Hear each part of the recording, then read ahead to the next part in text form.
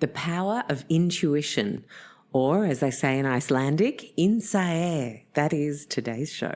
You'll know that if you listen to the show live, every month we have low-tox partners that help you with your swaps or stock-ups, depending on what you might need right now. Check out the Willita and Oz Climate offers below. These two are for Aussie residents. Enjoy. Hrund, how are you? I'm good. It's great to be here with you. I'm Oh, really honored. I know I love I your am. podcast. Oh, thank you so much. We definitely go far and wide as far as the topics that we cover, and I genuinely believe it's because the human experience is not niche. You know, I always find it fascinating that we all specialize in these tiny little areas, but if you actually look back and look within, there's so much that plays into well-being and a sense of health, of planet, of people, of surroundings, of connections. And you're going to help us unpack those very things today as we explore intuition. Can I ask straight off the bat, what for you made intuition and insight, as we're going to learn about, become a focal point, not just on a personal level, but what made you then decide to make it a professional focus? That's a great question. So, really, what made me take intuition seriously and kind of see it with fresh eyes was my own kind of personal journey of what I would then call just hitting a wall, collapsing, like losing my hope and direction in life. So I went through a very difficult period in my late 20s. I was working in post-conflict reconstruction. I was doing really hard work. I was in many ways thriving at work, but I had no idea how to navigate this complex context personally. I had no idea how to set my own boundaries and things like that. And then one thing led to another. I went to work for a very heavy bureaucracy and hierarchy and kind of lost connection with what I wanted to do in the world and myself. Went through a really hard personal experience also at the same time. So like emotionally and mentally, but also physically. And I was told that perhaps I would not be able to work full-time ever again. So just mixture of things. So I felt really and so young cornered, for you to so be told young, that as well. which was a very lonely experience, to be honest, because this was not something that people resonated with in my age group. So this kind of hitting a wall, collapsing in life, losing direction, forced me to connect within because I literally felt I had nowhere else to go. And I got some really good advice and help and support and mentorship in doing that. And I was resistant to it because I was like, is that a serious thing, to connect within? And this is like in the beginning of the century, of this century. So it was not a thing that people talked about a lot. So it was just mixture of all these things. So in order to, what I would say, save my life, in order to move from merely existing to being fully alive again and having that sparkle in my eye and soul and this sense of energy. And I felt I was fighting for my life. And I went on this journey within and I practiced, I read a lot, and I just immersed myself in this magnificent, amazing world that exists inside all of us. And really affects how we experience the world around us and therefore how we navigate it and have an impact on it or relate to it. And so on that last note, that is how it turned into a focus of everything I've done and worked on since then, which includes around 20 titles.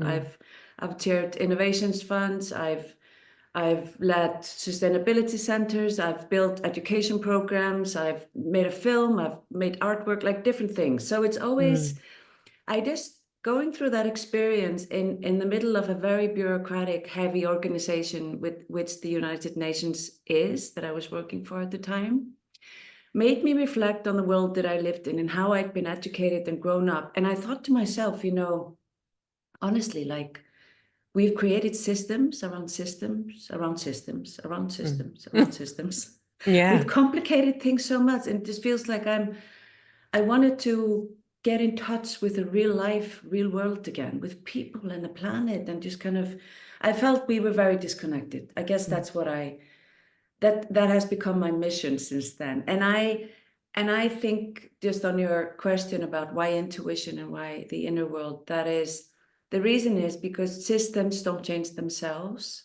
They really don't. It's up to us humans to change systems. And it calls forth the energy and our will to do that, and the energy to do that.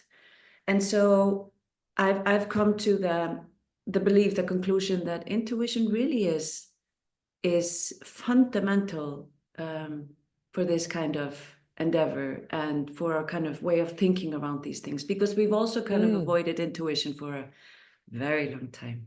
We have. Can I ask you a philosophical question that's just popped into mind, which is, we talk about systems and we've overcomplicated things. And a lot of people, I feel now, are thinking, I want to jump ship on this system altogether and remove myself from the system. Now, that could be frustration with education systems that have become too administrative based, and therefore, you know, someone might want to homeschool their kids, or a system like a city, and then you just want to jump ship and live in a yurt in the middle of a field, or, you know, but I'm hearing from you that there is much more potential in truly positive change, perhaps to also consider leaning in to our intuition to know what the system needs from us to be better at being a system.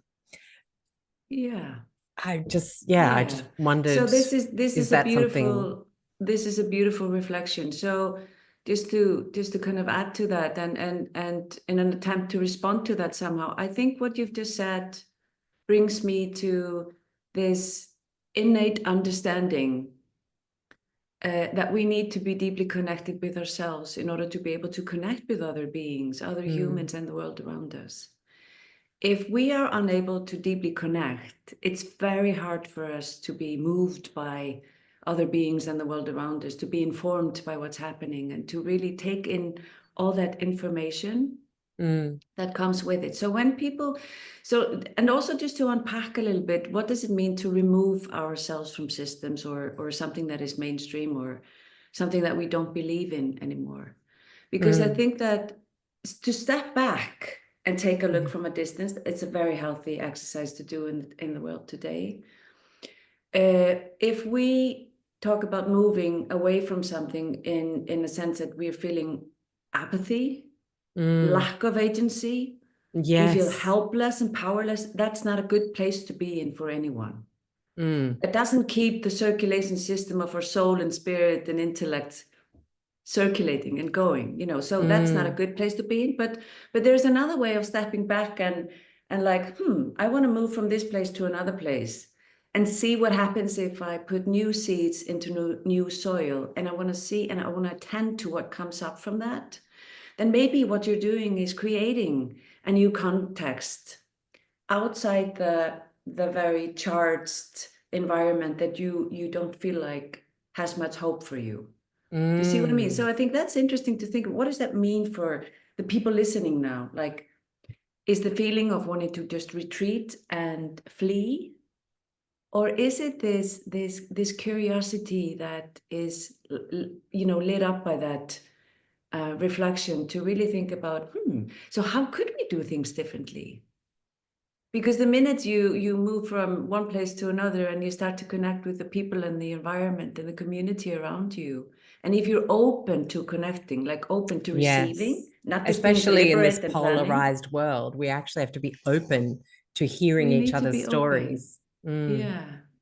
So my friend Lisa Witter, who is a true trailblazer in the world of political participation and governance and being in service of the greater good through government and politics, she recently wrote an article about hope. And the key word that she puts in relationship to hope is curiosity. So for example, when there's, because you said polarization. So when I you, love that. isn't it beautiful? Yes. So it's like you're sitting next to somebody who is absolutely the opposite to your fundamental values, and you feel like you want to punch that person in the face, or you don't want to speak to them, or you don't want to be associated with them, whatever. So instead of focusing on what really truly deeply divides the two of you, turn on the curiosity and ask questions. And just, that is a way of stepping back, right? But not in a way of apathy or powerlessness, but rather, I'm curious. Why do you think that? You know, and just ask questions until the energy changes. You're not furious anymore. You've become curious. You may not end up agreeing, but something has changed in the process. And I think that's a beautiful, very important invitation for all of us. It is. Yeah, decency through connection comes, I think, as well. Because once you're connected, you can't be assholes to each other. Yes, exactly. It's much less likely that you will be outrightly cruel to someone you are connected to, you have exchanged stories with, you've understood why they maybe came to believe the way they did. And do you think that is part of the intuitive process? Yes, it is. And I love that you bring this up. So as human beings, we co-regulate as a species. You know, there's neurologically, we co-regulate.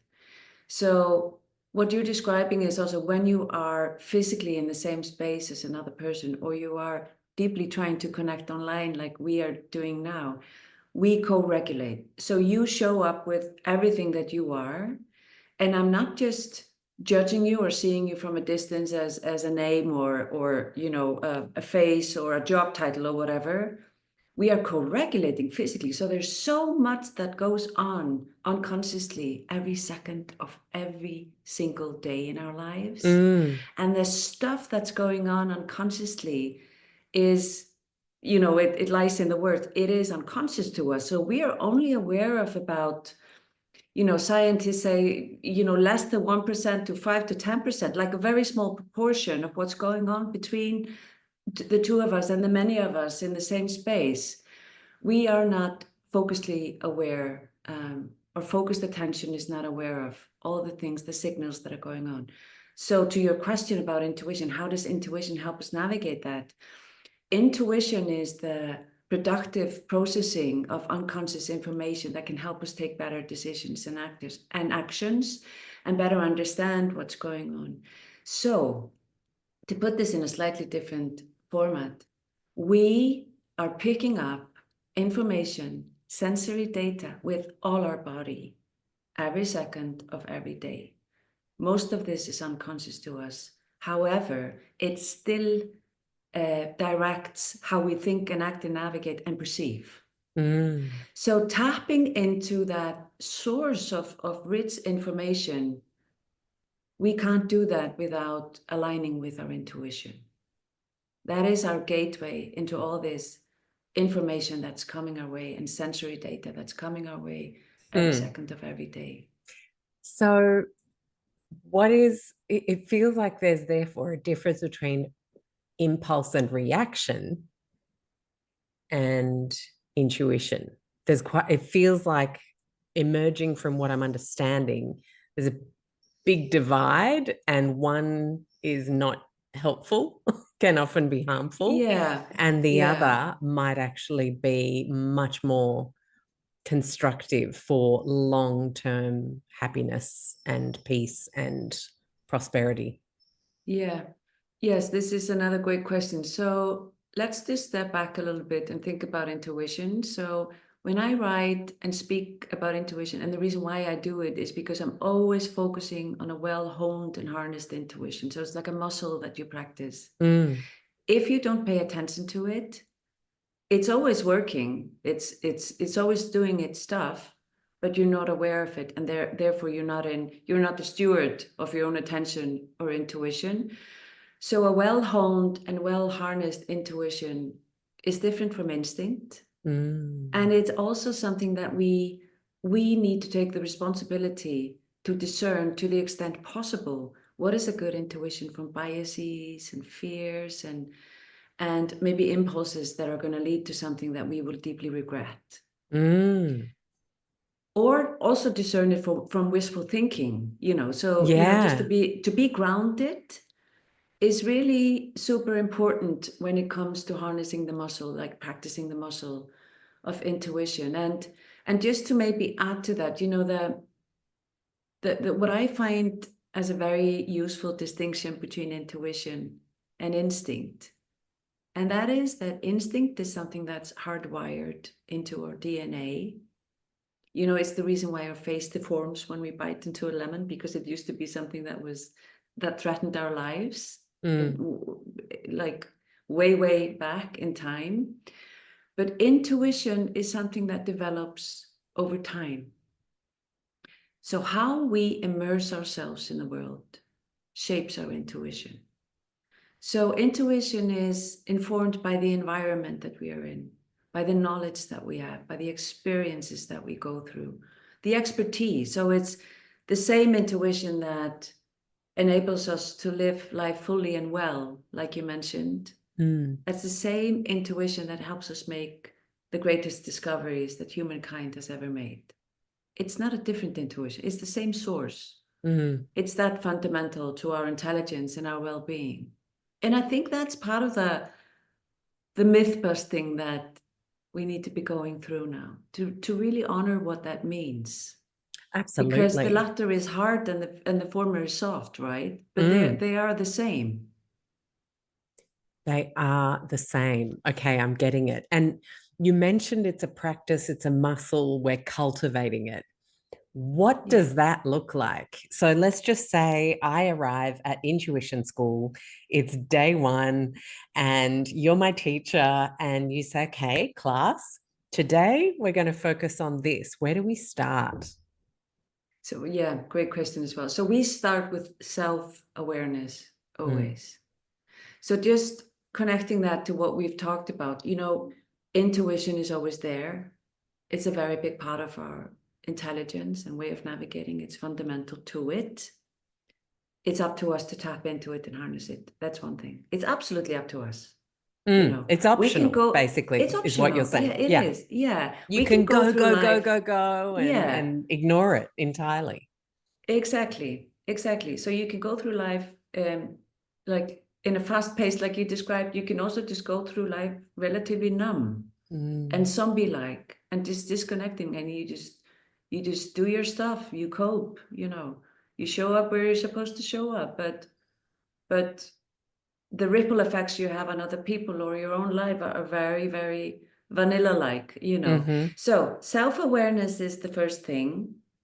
And there are many, many ways to deepen self-awareness. And so my book is full of it. And this is what people like me do to train other people to do. Sometimes it's asking questions. But what I always recommend for people to do, and for the listeners today, is to pay attention to what you pay attention to and document it.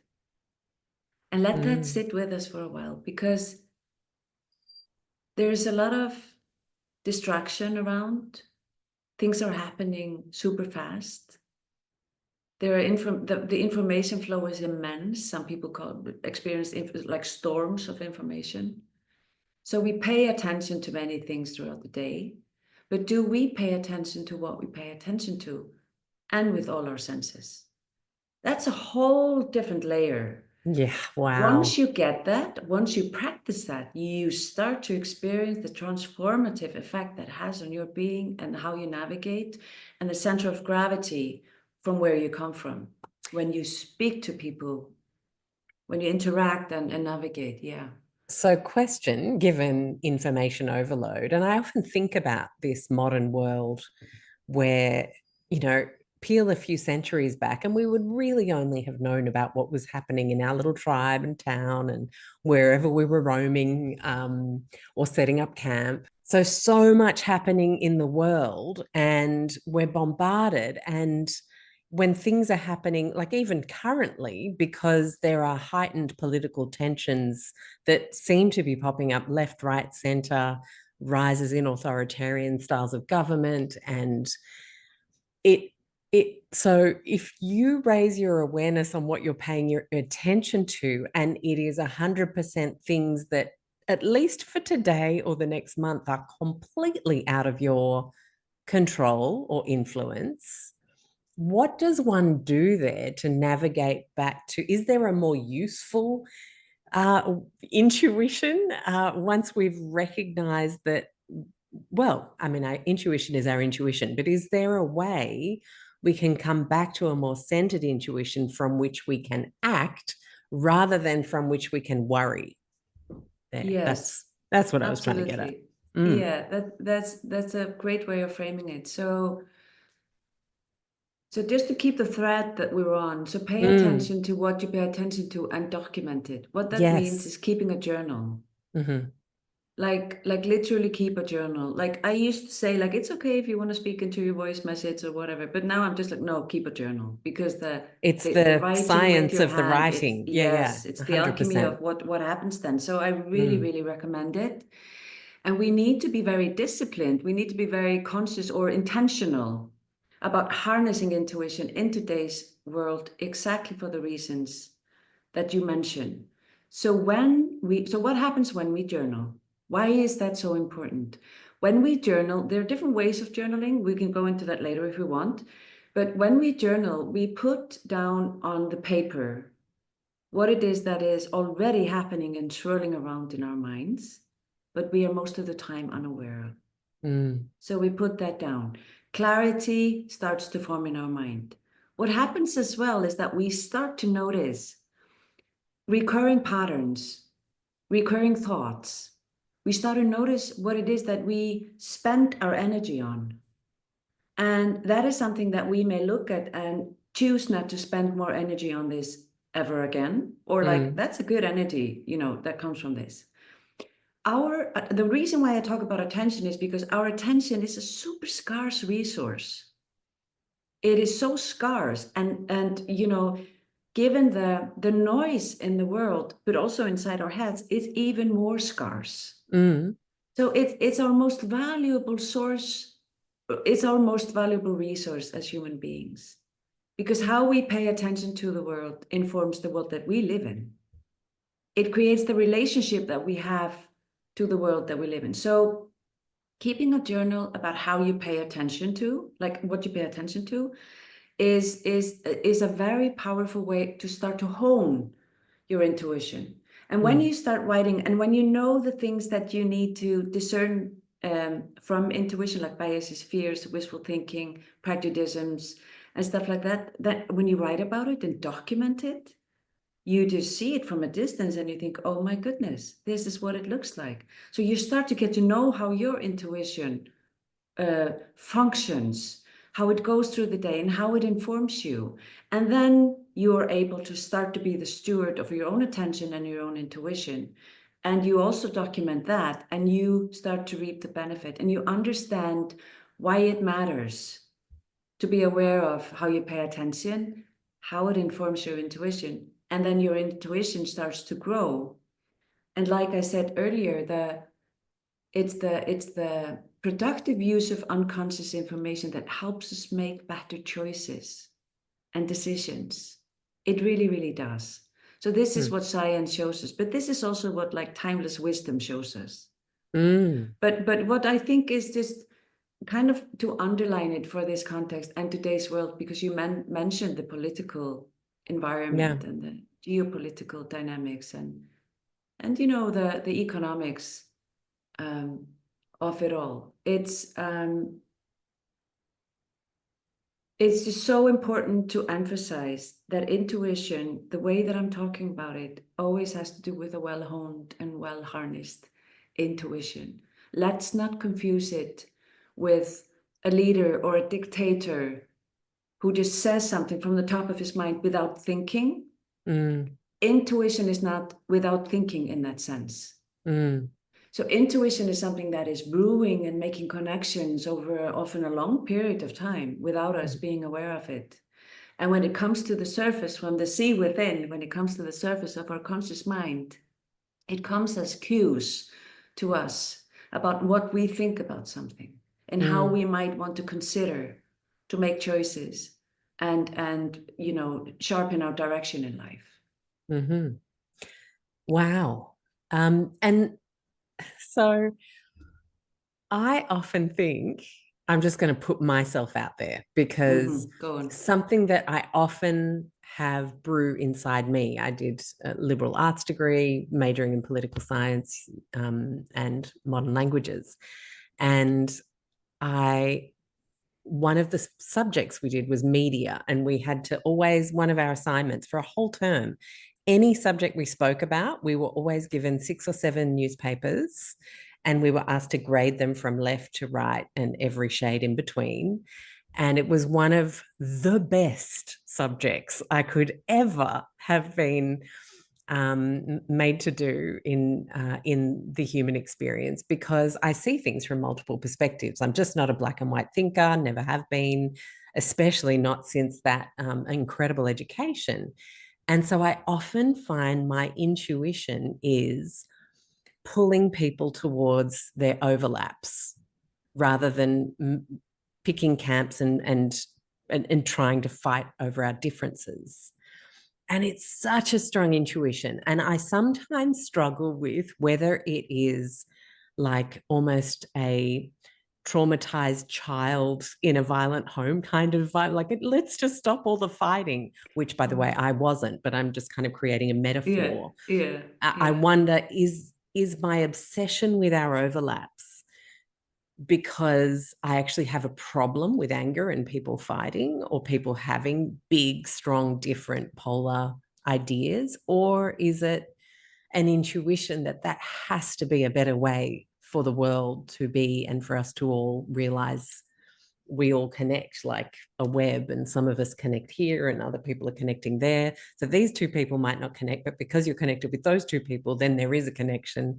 I'm always thinking that way, and I always want to lean into that more. Is that the work you're talking about?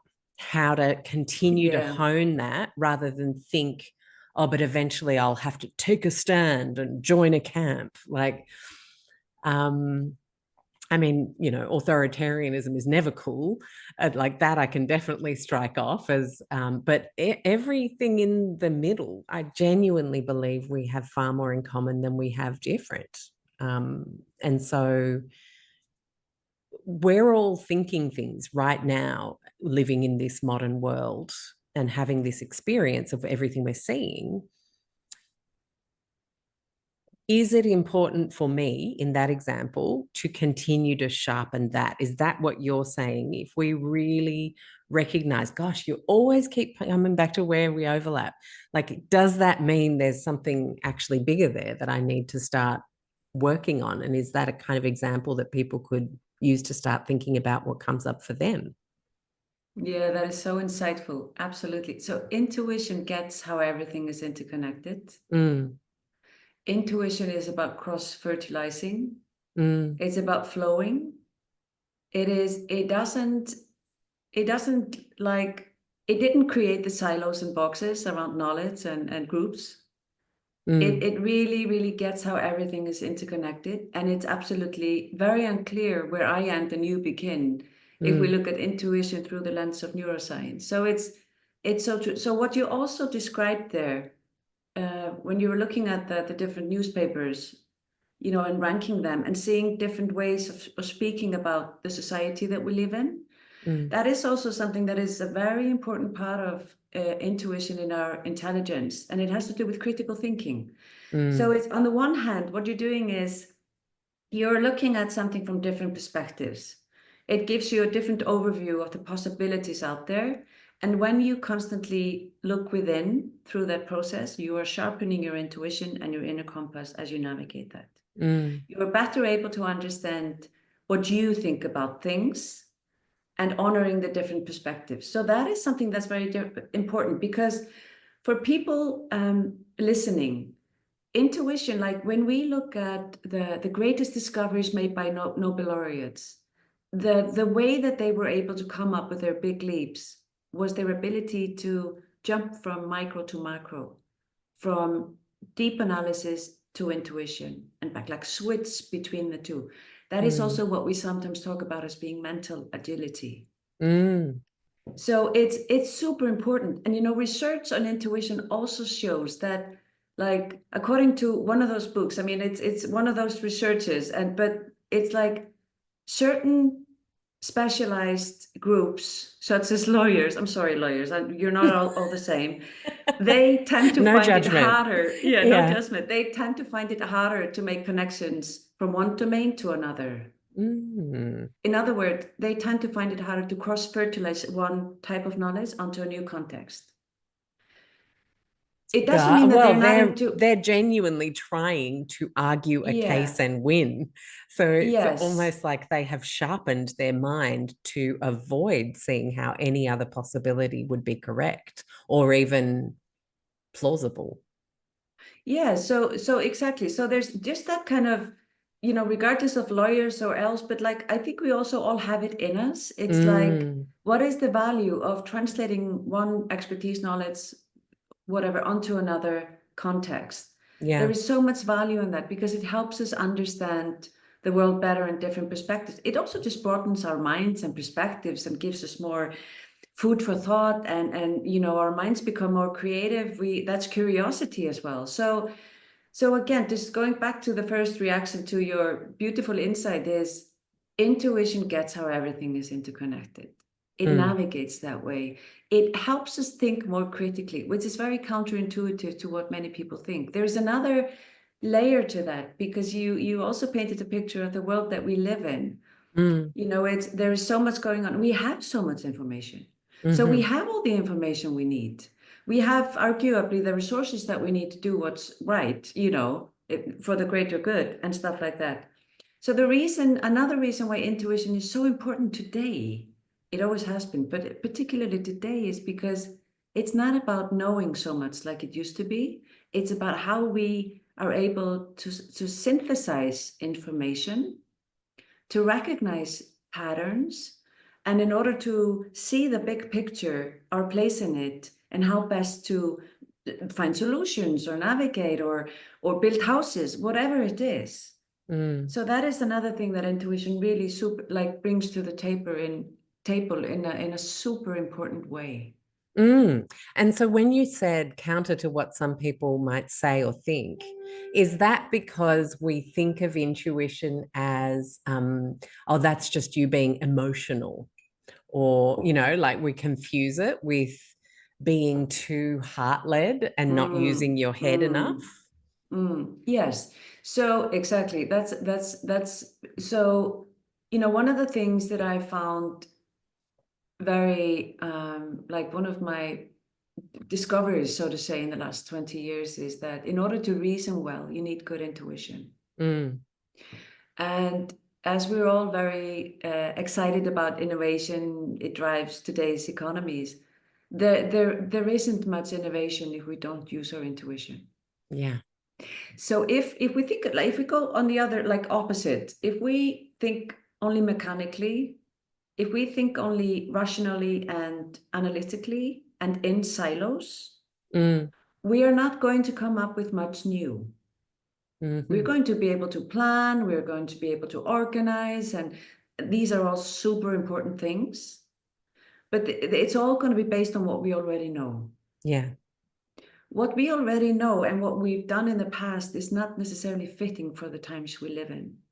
Today is all about being open to what's happening, being able to stand firmly on the ground in spite of the shocks that come with facing reality. For some people, it's super hard, right?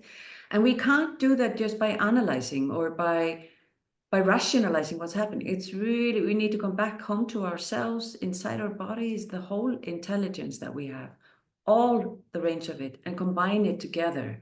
And that is what intuition is so important for us to be able to do.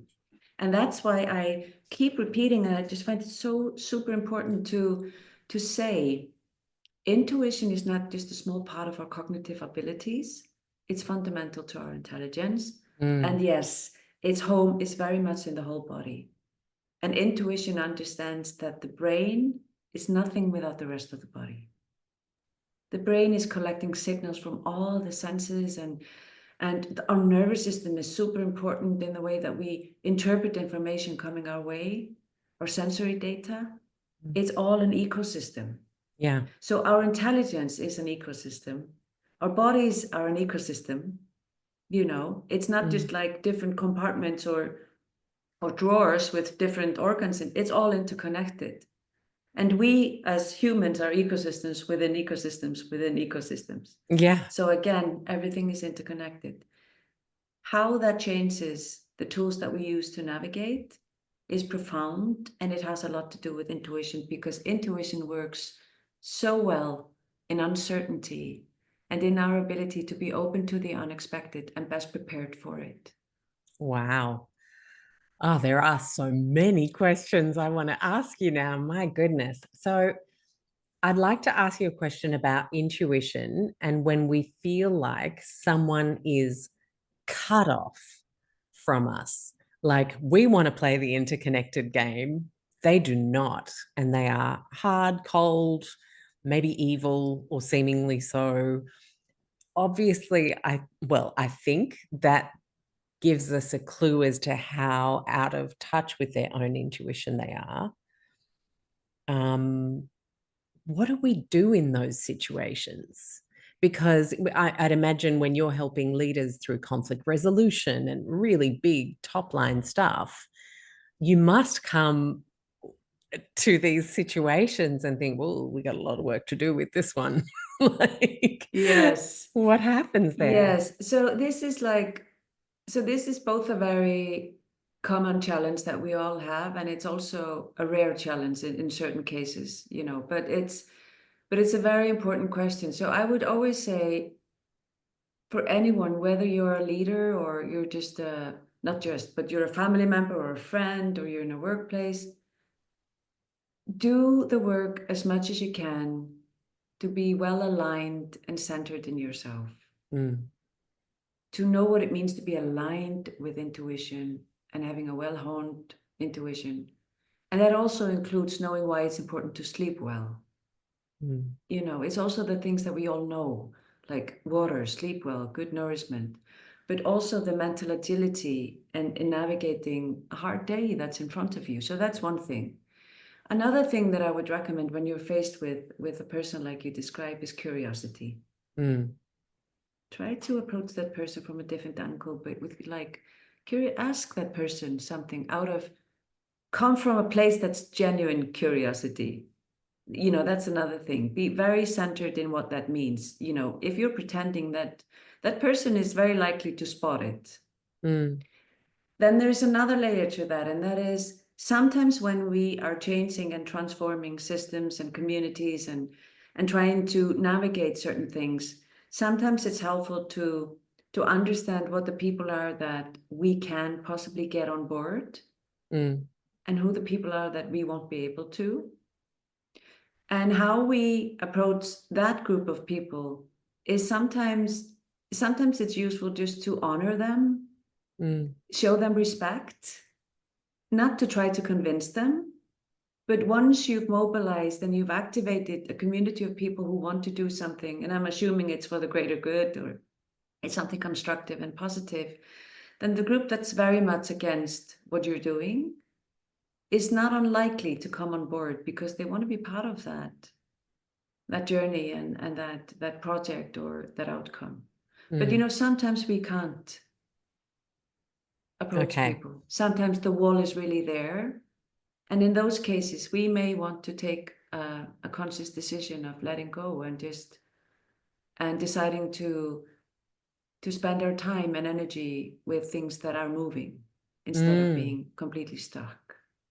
So it depends on the context. It's so challenging too, isn't it? Because if you think about some of the things going on as we speak in 2025, you have people fighting for causes, trying to make their voices heard, trying to stop people from being killed, it's not even new to 2025. We know that this happens in perpetuity somewhere around the world, unfortunately. But when you are on the coalface of, let's say, a dire situation, just trying to make people hear you and they feel closed, what can one do for one's own well-being to be able to continue to fight for what one believes? Like, I often think of the human rights situation, and it almost sounds like I'm just picturing someone at the coalface hearing us talk and going, well, that's easy for you to say, just back off. You're not going to get to them. But, So like, yeah, do you see yeah, where very I'm good kind of point. going? I just Yeah, want to honor the yeah, time and the anxieties that a lot of people have about big things happening right now yeah. in the framing of this exploration, I guess. Yeah, Mm, and thank you for saying that. I think first of all, the people who are under the most stress, at least they're part of the people that are under the most stress. And then I'm just putting aside the way too many people who are going through conflict and stuff like that. But activists, social innovators, social entrepreneurs, politicians, well-meaning politicians, these people are under so much stress and pressure in the world today. And I think that they are in this position, and just to recognize it's hard. I don't think it's ever going to become easy. And I have personal experience of that myself. It is super hard. What they can do, what we can do when we're in that position is to keep ourselves, again, aligned with a well-honed intuition. And I want to go into a specific area in this, and that's the following. You know, the Icelandic word for intuition is the word that I often use, and I've built it into like a concept or a lens to learn how to hone and harness your intuition. And the word is Innsæi. And it's composed of in and Sæi, which means inside or into, and Sæi means the see or to see. So it means to see within, it means to see within, and it also means to see from the inside out. Related to your your question here, what I often say to people that are familiar with this terminology is understand the see within and how it shapes you, understand your intuition, what develops it and how it's shaped, and the heart experiences that you have. Understand the sea within, navigate it, but don't drown in it. Okay. So that's a little bit fuller picture from saying you go through these very hard experiences, and it's kind of even hard to say it now because I know what you mean. It's like for the people listening, yeah, easy for you to say, but the hard work behind this is to practice mindfulness around these very hard issues. It's about finding a way to see things from a distance, finding a way to understand what it is that you can affect and what you can't affect. Do your best, but understand the limits to what it is that you alone can do. Make sure that you have your tank filled, not empty. Don't burn your candles from both ends. And there are also things like, you know, joy and sense of humor is super important in times of crisis. That also Yes, sounds I counterintuitive. totally Yeah. agree. I And help yeah. a lot of people through chronic illness, as I've experienced myself due to mold toxicity. A lot of very unhealthy buildings, people get sick. And Wow. and one of the first questions I ask any of my coaching clients is, when was the last time you tuned into your favorite comedian or funny show Yeah. that you liked when you were a kid? Or just hilarious movie slapstick kind of comedy from the 80s that people like us got to grow up with, but the younger ones not so much. Like, go seek out something that reminds you, even just for a brief second, that life can be light and joyful. Yes. Because I think that's actually part of coping with really intense, challenging life moments. It is very important. And also just to say, like in this context, because my experience of working in post-conflict context, but also my conversations with people, like a friend of mine who is a female politician from Afghanistan, imagine, and just like joy, sense of humor, and thinking about your mental and physical health is not a luxury focus. So that is also important for people now in Ukraine and Palestine and Israel and Afghanistan and all over the world. Like many of them are very aware of how important it is to keep the spirits up, you know. And like somebody said from Ukraine recently, life goes on. I'm most worried about my cat, you know. Wow. Yeah. And in the evening, I try to laugh and smile and get eye contact with friends and family. So, and also from just like decades of research, collective research shows that, you know, one of the 3 pillars of resilience is humor. You know, these are really important things. And then we could also look at them from different angles, like neuroscience or biology is like the hormonal activation, the neurological implications of smiling and laughing and how it affects our brains and our ability to be in awe and all these things. It's super important. Super important. And so with everything you know, what would you go back and tell your younger self working on the ground in Kosovo? Wow, it's a beautiful question. Do you ever think I'd love to go back and help that young woman? Yeah, so actually, yes, absolutely I do. And when I had just recently gone through my experience, I was very like my work revolved around how do you build that understanding of why it's important to be connected within and the understanding of how it shapes your thinking and action and co-creation is something that I would have wanted to know. So for example, just I was very like trained in thinking analytically, rationally, statistically. I would have wanted to know somebody who would say, you need to take good care of yourself, you know, you need to be in shape. And that they would be able to explain it to me in a rational way why that was important, because otherwise I wouldn't have listened. Yeah. Do you know It's what I mean? so true, isn't it? Because the instinct, as opposed to the intuition, is when you are dealing with it, up against it, whatever it might be, like crazy busy deadline, big global conflict, frontline soldier, and for someone to say, also remember to look after yourself here. I mean, instinct would say, this is not the time to be thinking about looking after myself. Yes. And yet, from everything you're saying, it sounds like it's the time to double down and make sure that's happening so that you can deal with. Yes.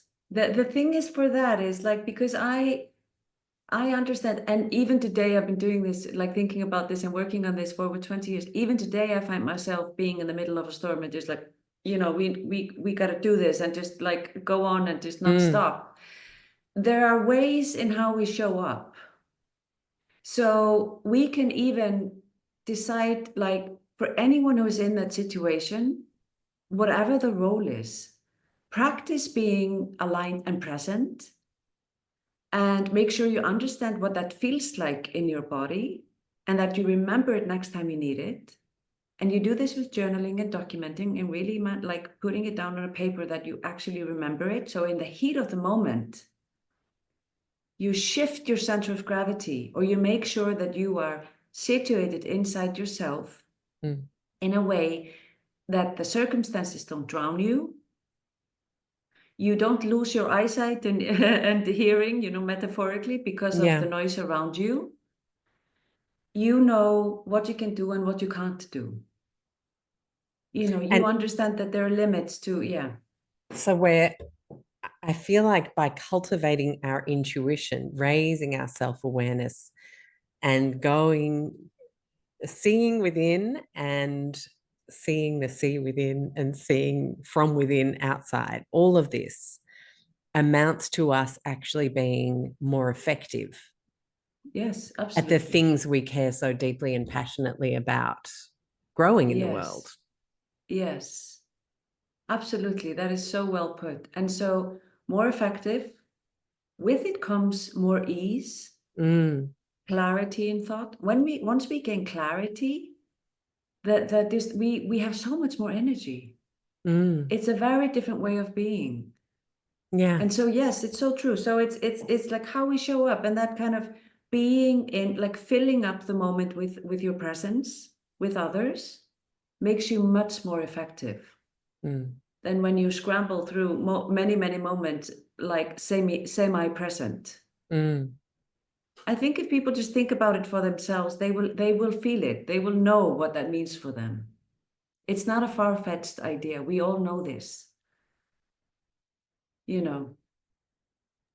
Yeah, we all know it. When you say it, it sounds like it makes sense. But I absolutely agree in coming back to where we started, which was the cultivation piece is critical to really cultivate and nurture intuition. Yeah. It really is so important because, and you know, just also to say, like, it is cultivation, it is intention, it is practice, and it is a way of being and navigating. But it doesn't mean that you have to take aside 3 hours a day to do it. It's like, make it part of who you are and how you show up. And I think that's the blurry side of it's the same intuition that keeps us well and flourishing, that helps us make the greatest discoveries in the world. And how do we mentally get our heads around that? Yes. And you shared, and I love that you had a humble, I'm not a guru moment. I'm actually just an ordinary human who still gets caught out. Can you just share for us what some of those blocks of our intuition that can come up look like so we can be watchful of them? Yes, absolutely. So there are a few things that I think are super important for us to bear in mind, like that can block intuition. One of them is pressures. So financial pressures, personal pressures, performance pressures, they can block or skew our intuition. And while we can't avoid these, I mean, they're part of our lives, right? And being aware that they are affecting our judgment, stepping aside or finding time to connect within and to really cue your intuition to speak to you in the right setting is a skill that is super important to hone. There is also the, stress and anxiety. When we are super in love, we've just fallen in love. Life is amazing. Everything is in rosy colors. It's like, then it's time to sleep on it. What I've personally done a lot is like sometimes we receive these invitations to do something that is absolutely amazing. And maybe in particular for our curriculum vitae, our CVs, our the ego. Yeah. The ego is like, ooh, somebody is noticing me. I'm like, this is happening, which is great. But I usually ask people if I can sleep on it. Because I just want to sit with it. Like, what does it mean for me? Is it aligning with my values and my intuition? Is it going to keep my energy going? Like, or is it going to drain me? Is it really what I want to do? Or is it just my ego and stuff like that? So, and just to say, ego is also the stuff that gets us up in the morning. So it's not just a bad thing, but yeah, so things like that. But also when we overthink, over rationalize, that can also very much block our intuition. So there's a reason why a state of flow, which is the highest form of attention that human beings can offer. A state of flow when you are consumed in a task that you find truly fascinating, challenging to some extent, and you're super interested in, and you're, like we say in Icelandic, you are applying your hand to your head. You're writing or you're doing something, you're crafting something. Does that mean you're like an extension of your mind through your hands? Yes, the meaning is that. Oh, I love that. Yeah. So it's again, it's that alchemy, when your circulation system is going. And so this is when some people describe a state of flow as your logical mind has stepped aside and it's not blocking your intuition. But intuition in a well-honed sense. Yes.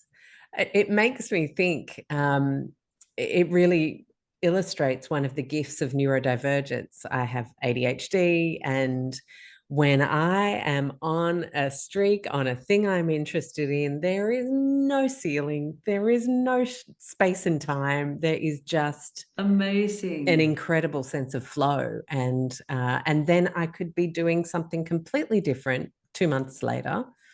And other people would be very confused by this. But for me, I'm just led where the interest takes me. And I think it's such a gift. And there are challenging parts about being impulsive or time blind in a world that needs you to be on time for things. Like there's some quirks, I get that. But I do truly love this kind of aspect that you cannot ignore what you're interested in when you're neurodivergent. You simply I love that. must. And I feel like that really is a gift.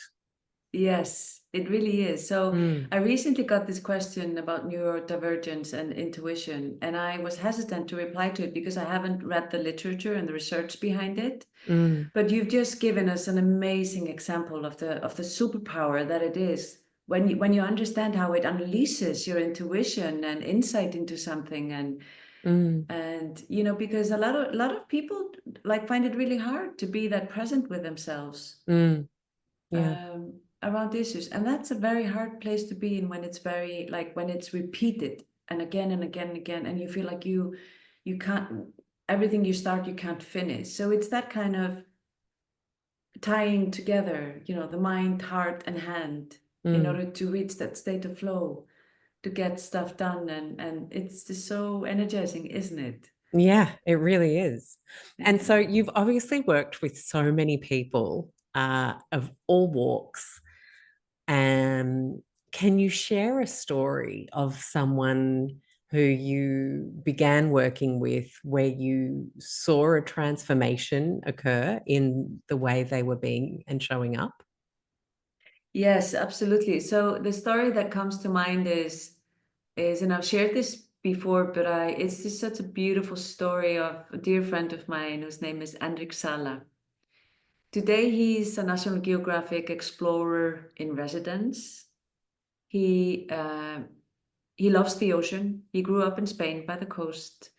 Uh, Absolutely passionate about the ocean. He wanted to become an ocean explorer like Jacques Cousteau, and just explore the oceans, and also to make sure that they flourish, and all the rest. And he goes on to study. He goes to university. He studies marine biology. One thing leads to another. He starts to work at a university where he becomes a professor.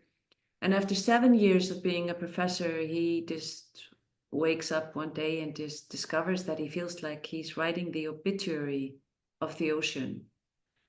He feels very disconnected from the object of his passion, which is the ocean. He's writing about it, he's watching it deteriorate, but he doesn't really feel like he can do anything about it. It's almost And like he's so, documenting its demise. yes, exactly, exactly. That's well put. And so he takes this very brave decision, aligns with his sense of purpose again, and takes the brave decision to leave his job at the university. And he decides he wants to spend most of his time in the ocean, diving, because he wanted to immerse himself in the ocean to build a stronger intuition about what's wrong with it and how to bring it back. And so since then, he has co-founded the Pristine Seas Project, which is working to protect, I think they've managed to date to protect 27 of the largest marine protected areas in the world, which Wow. equal double the size of India. And they've been able to, which is also important. So they've been able to do this with world leaders and national leaders, sometimes from what we would say unexpected places. And one of the keys, maybe just to share this with the audience, one of the keys to their success in this, there are many keys, but one of them is they are a multidisciplinary team. They work with footage, images, as well as science and data and experience. The keys to getting decision makers that otherwise would not have taken the decision to protect a marine area is that they brought them to the area for them to experience experience it firsthand, to see it with their own eyes, to immerse themselves in the ecosystem that needs healing. And that's how they've been able to shift mindsets and get decisions like that to be made. So they created a connection. They created a connection. Once you're connected, you can't ignore it. Exactly. So back to where we started, right? Back to where we started and where we finish. Incredible. Yeah, exactly. Yes, exactly. Being in relation to the living world is very key. It truly is. You can't see something worth fighting for until you know it. Yes. Exactly. And so what is your hope for the work you do? Do you have an intuition that you lean into and what you would like to impact through that leaning? Yeah, thank you for asking that. So like my hope is that we will be able to support people, to train them and to align with their intuition, to hone and harness it and really embody the understanding of what it is and why it's important for us as humans, but also for the world we live in. So I'm on a mission to liberate people's intuition through the Icelandic concept of Innsæi. Innsæi. Well, thank you for introducing it to us. It has been a joy to explore with you. Oh, likewise. Thank you so much for inviting me on your amazing show.